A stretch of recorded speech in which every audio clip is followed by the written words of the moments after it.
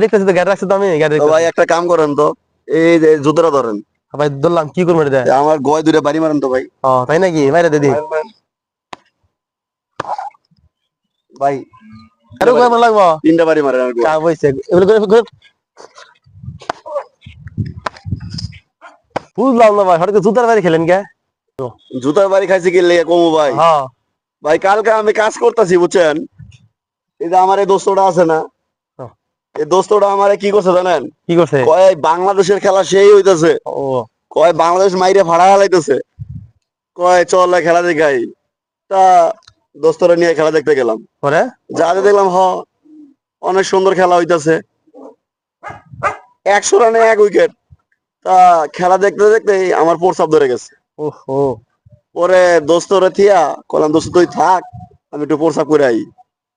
এই প্রস্রাব করে আই দেখি 105 রানে 8 উইকেট গেছে। তাহলে ভাই খেলা তো আমিও দেখছি, এই দুঃখ আমি কার কাছে কই? কিন্তু দুটা গুয়া আমার বাইরে মারেন বুঝলেন, দুটা গুয়া এই খেলা দেখবো, খেলার গুষ্টি মারলাম বাংলাদেশের খেলা।